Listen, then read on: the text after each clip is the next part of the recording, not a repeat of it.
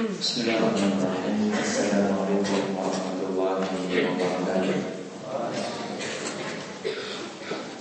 Alhamdulillahirabbil alamin. Wassalatu wassalamu ala nabiyyina Muhammadin wa ala alihi wa sahbihi ajma'in. Amma ba'd. Kita panjatkan puja dan syukur kepada Allah Subhanahu wa taala pada kesempatan pagi yang sejuk ini. Kita masih kembali diberi kekuatan, kesehatan, hidayah serta taufik dari Allah sehingga kita bisa berkumpul di dalam suatu majelis untuk mendengarkan kultum. Apa kultum? Hah? Kalau di Lombok kultum artinya apa? Kuliah 7 menit. Kalau di Jawa beda. Kalau di Jawa apa artinya? Kuliah terserah antum. Jadi terserah ana nanti ya berapa menit ya. Semoga Allah Subhanahu wa taala berkenan untuk melimpahkan kepada kita semuanya ilmu yang bermanfaat sehingga bisa kita amalkan sebagai bekal untuk menghadap kepada Allah Jalla wa ala. Amin ya rabbal alamin. Salam dan salam semoga senantiasa tercurahkan kepada Nabi kita Muhammad sallallahu alaihi wasallam, kepada para sahabatnya, keluarganya, dan umatnya setia mengikuti tuntunannya hingga akhir nanti. Ketika anak duduk di sini, anak seperti nostalgia. Nostalgia apa? Nostalgia ketika dulu anak masih seperti antum. Dulu anak juga mondok seperti antum.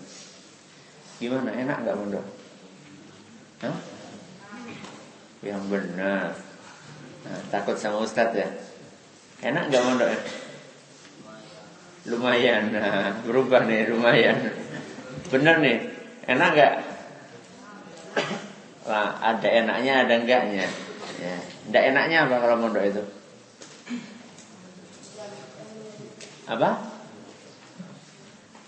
Nggak apa-apa. Nggak enaknya apa kalau mondok itu? Apa enak semua? Masya Allah, berarti Abu Hurairah luar biasa nih kalau mondok enak semua. Dulu perasaan ketika anak mondok itu ya ada enaknya, ada senangnya, dan itu nggak masalah. Ya.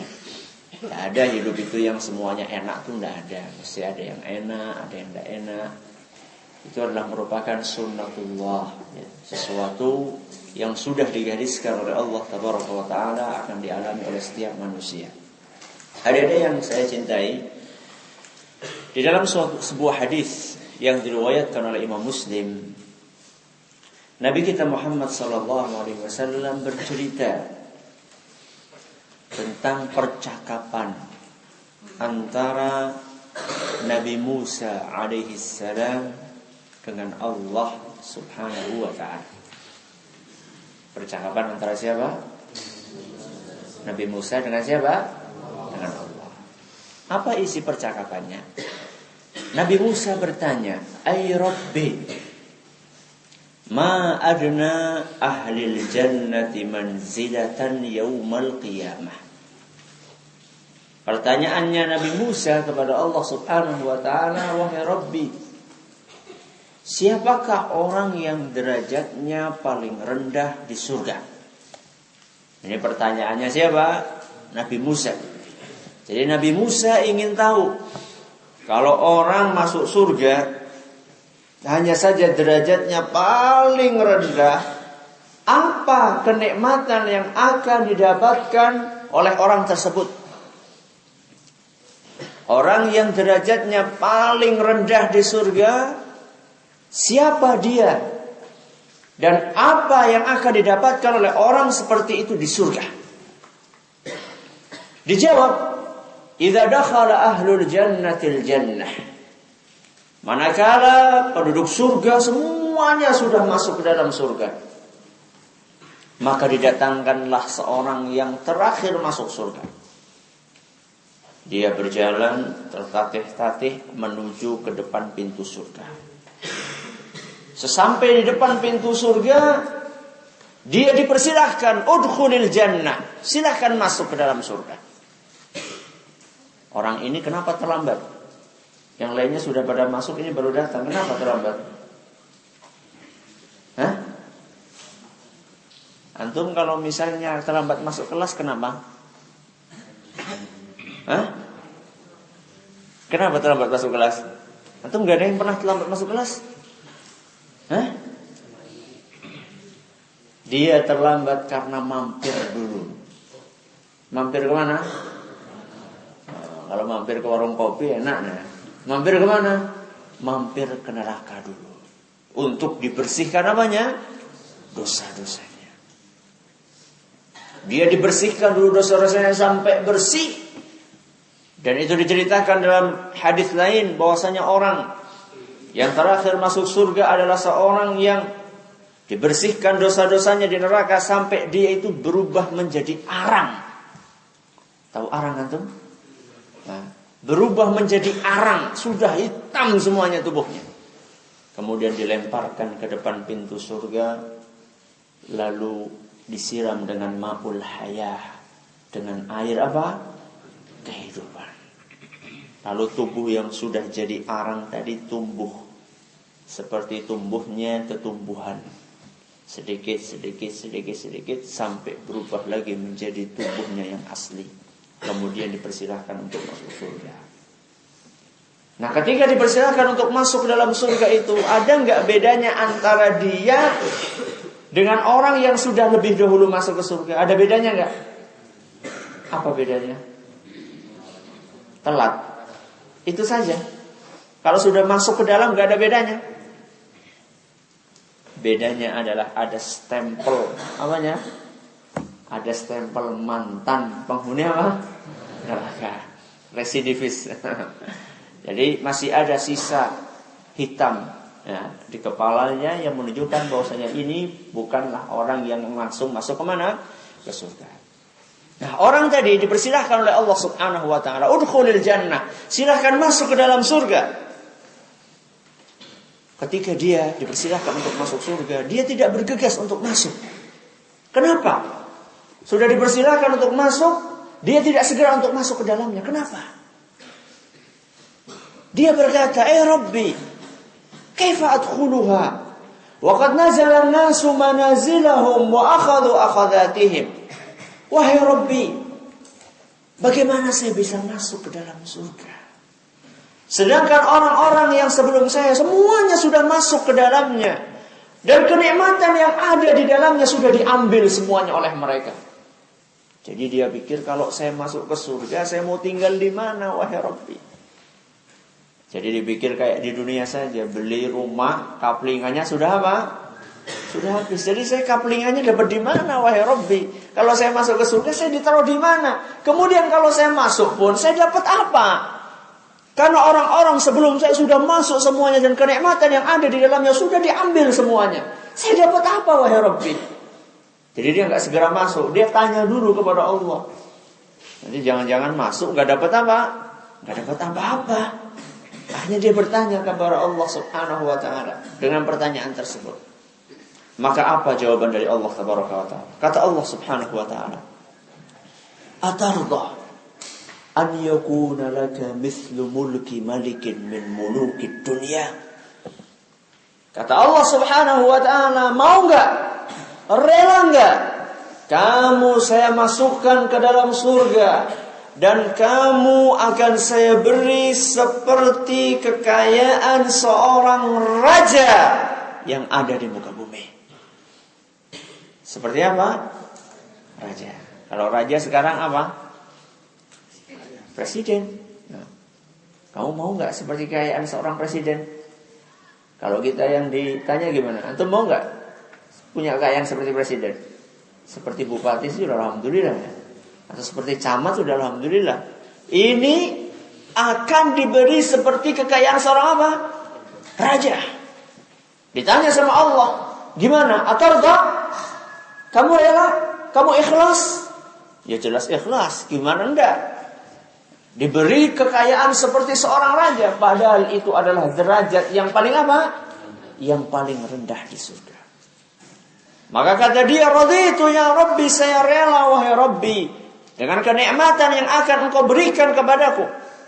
Ternyata belum cukup. Kata Allah Subhanahu wa ta'ala, lakadzalika wa mithluhu wa mithluhu wa mithluhu wa mithluhu wa mithluhu. Engkau akan saya beri, engkau akan aku beri seperti kekayaan seorang raja dikalikan 5 kali lipat. Berapa? 5 kali lipat kekayaan seorang apa? Raja. Itu derajat yang paling apa? Yang paling rendah di surga. Sudah wahai Rabbi, cukup wahai Rabbi, rela saya. Gimana ndak rela? Kita dapat emperan surga saja sudah apa? Sudah alhamdulillah ya. Ternyata belum cukup. Kata Allah Subhanahu wa ta'ala, lakadzalika wa asyaratu amsalihi. Engkau akan mendapatkan kekayaan seperti itu masih dikalikan 10 kali lipat lagi. Berarti berapa? Hah? Berapa? Jangan ngantuk ya. Berapa kali lipat berarti? Berapa? 50 dong. Dikalikan 5 terus dikalikan berapa? 10. Berarti derajat yang paling rendah di surga itu adalah 50 kali lipat kekayaannya seorang apa? Raja. Wah, ini derajat yang paling rendah. Gimana derajat apa? Yang lebih tinggi. Antum tahu di surga itu ada berapa derajat? Ada berapa tingkat di surga? Hah? Berapa? Ada yang tahu? Berapa? 10. Sedikit sekali. Berapa? 7. Itu pintunya. Hah? Berapa derajat di surga? Dalam hadis riwayat Bukhari, Nabi kita sallallahu alaihi wasallam bersabda, inna fil jannati mi'ata darajah. Berapa? 100. Dalam surga ada berapa? 100 tingkat. Ma baina kulli darajataini mi'ata am. Jarak antara satu tingkat ke tingkat yang berikutnya perjalanan 100 tahun. Waduh, kalau kita mau nengok teman kita yang di lantai 4 butuh berapa tahun itu? Hah? 400 tahun. Jadi yang saya antum ya, ini rajin belajar. Yang temannya lebih rajin lagi, ternyata dia derajatnya lantai 4 ya. Antum pengen nengok teman antum butuh waktu berapa tahun? 400 tahun. Gimana? Antum mau nengok nggak? Lah, nggak usah lah, capek. Itu di dalam surga. Seandainya derajat yang paling rendah saja, derajat yang paling rendah seperti itu, 50 kekayaan atau 50 kali lipat kekayaan seorang raja, bagaimana derajat yang di atasnya? Bagaimana derajat yang di atasnya dan bagaimana derajat yang paling tinggi di mana Nabi kita Muhammad sallallahu alaihi wasallam ada di sana. Pengen masuk surga enggak? Pengen masuk surga enggak? Ada yang enggak pengen? Ada yang enggak pengen di sini? Kalau seluruh manusia ditanya, pasti jawabannya apa? Ingin masuk surga. Walaupun penjahat paling jahat sekalipun kalau ditanya, ya. Antum pernah pergi ke lembaga pemasyarakatan, penjara, pernah antum pergi? Belum, ya. Di sana kan ada penjahat, ada pencuri, ada pencoleng, ada apa lagi? Ada pencopet, ada apa lagi? Ada rampok, ada apa lagi? Pembunuh, ada apa lagi? Ada koruptor. Ya, macam-macam di situ. Mereka ini kalau ditanya, sebenarnya Anda itu membunuh berapa orang ini, sebenarnya cita-citanya masuk ke mana sih? Ada nggak di antara mereka yang kira-kira saya cita-citanya pengen masuk neraka? Ada nggak? Nggak ada. Mesti jawabannya pengen masuk apa? Surga. Semua orang kalau ditanya cita-citanya pengen masuk surga, tapi ternyata kata Nabi kita Muhammad SAW, ada di antara umat Islam ini yang tidak mau masuk surga. Ada di antara umat Islam ini yang tidak mau masuk surga. Apa? Kata Nabi SAW dalam sebuah hadis yang diriwayatkan oleh Imam Bukhari, kullu ummati yadkhulunal jannah illa man aba. Seluruh umatku akan masuk surga kecuali yang tidak mau. Seluruh umatku akan masuk surga kecuali apa? Yang tidak mau. Berarti ada di antara umat ini yang tidak mau masuk mana? Masuk surga. Para sahabat bertanya, heran mereka, ya Rasulullah, wa man ya'ba? Para sahabat bertanya kepada Rasul, wahai Rasul, siapa yang gak mau masuk surga? Sedangkan kita saja mau apa? Masuk surga. Semua dari kita pengen masuk surga. Tapi kata Nabi SAW, ada di antara umat ini yang tidak mau masuk surga. Siapa mereka? Kata Nabi SAW, man ata'ani dakhalal jannah. Barang siapa yang taat kepadaku, maka berarti dia itu mau masuk surga. Yang taat berarti mau apa? Masuk surga. Wa man asani faqad aba. Barang siapa yang tidak apa? Taat kepada Rasul, berarti dia tidak mau masuk surga. Gimana, banyak enggak yang enggak mau masuk surga? Banyak enggak yang enggak mau masuk surga? Banyak. Ya, yang tidak taat kepada Rasul berarti enggak mau masuk surga. Yang tidak mau belajar berarti tidak mau masuk apa? Surga. Iya enggak? Antum suruh belajar mau enggak? Hah?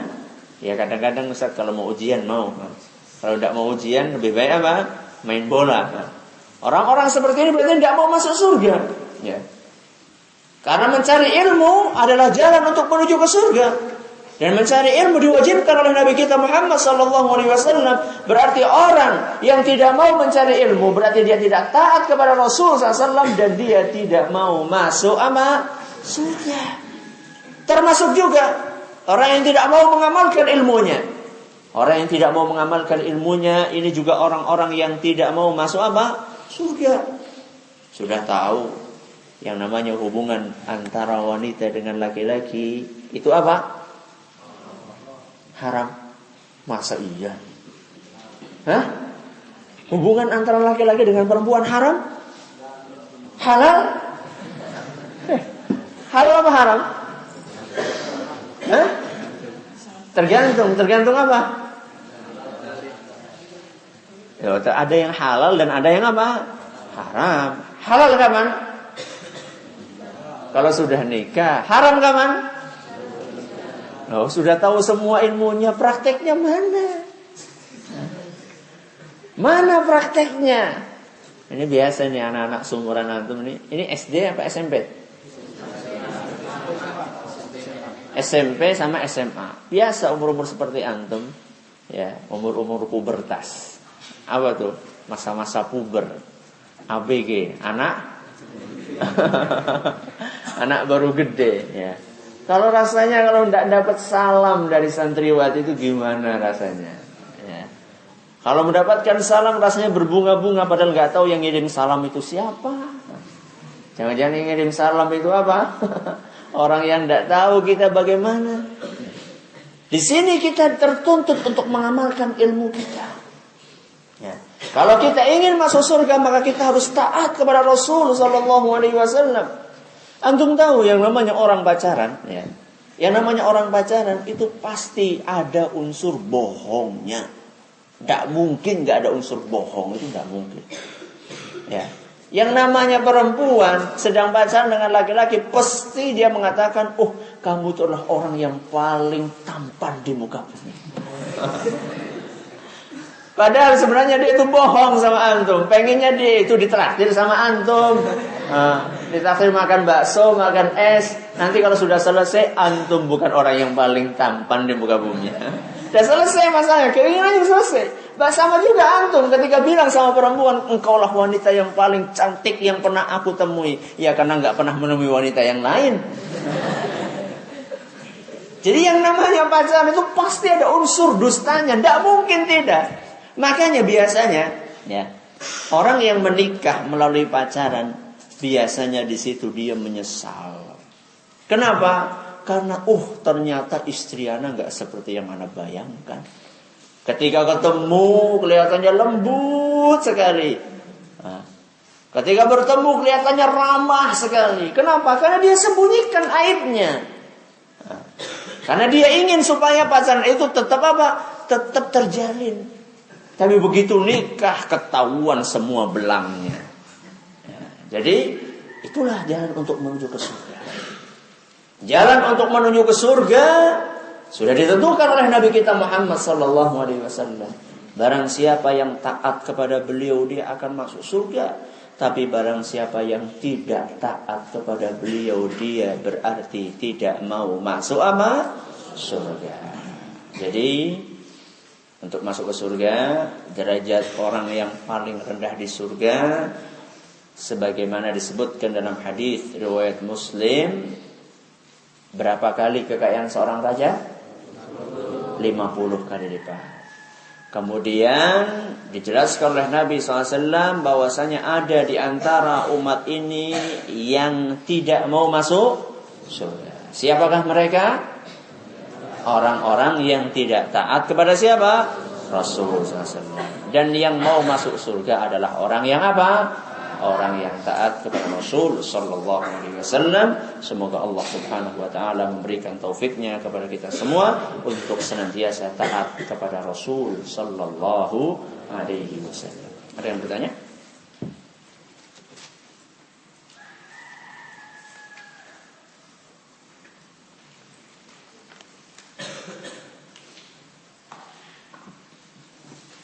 Bagaimana kalau kita memiliki dosa? Namun timbangan pahala kita lebih berat. Apakah kita akan dicelupkan di dalam neraka dahulu, kemudian dimasukkan ke dalam surga? Tergantung apa yang dikehendaki oleh Allah Subhanahu wa taala. Tergantung apa yang dikehendaki oleh Allah Subhanahu wa taala. Seandainya Allah berkehendak untuk memaafkan seluruh dosa-dosanya, maka akan dimaafkan. Seandainya Allah berkehendak untuk memasukkannya ke surga, kemudian dia mendapatkan syafaat dari Nabi SAW atau orang yang lain, maka dia akan diringankan azabnya, kemudian dikeluarkan dari neraka. Jadi tergantung apa yang dikehendaki oleh Allah Jalla wa'ala.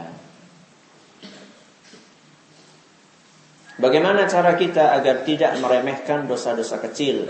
Karena kita merasa dosa-dosa kecil itu akan terhapus oleh amal ibadah kita. Pertama, Rasul SAW sudah mewanti-wanti kita untuk tidak meremehkan dosa kecil. Kata beliau, iyyakum wa muhaqqaratidz dzunub. Hati-hatilah kalian dari dosa-dosa yang dianggap remeh. Kenapa? Karena dosa yang dianggap remeh itu kalau bertumpuk akan berubah menjadi apa? Besar. Makanya api yang besar itu awalnya dari apa? Dari kecil. Tidak ada yang namanya kebakaran itu langsung besar, itu tidak ada. Biasanya itu awalnya kebakaran itu adalah dari percikan api. Tapi dari percikan api itu akan semakin besar, maka akan membinasakan. Makanya Nabi SAW bersabda, iyyakum wa muhaqqaratidz dzunub. Hati-hatilah kalian dari dosa-dosa yang dianggap remeh. Kenapa? Seandainya dosa-dosa tersebut bertumpuk, maka dia akan membinasakan pelakunya. Kemudian jawaban yang kedua, kita berasumsi meyakini bahwasanya dosa-dosa kecil itu akan terhapus oleh amal soleh. Kalau seandainya amal soleh itu diterima. Sekarang apakah kita yakin amal soleh kita diterima atau tidak? Dosa kita sudah jelas tercatat sebagai dosa, sedangkan amal soleh kita belum tentu apa? Diterima. Jadi tidak bisa berlandaskan dengan itu semuanya. Ada lagi?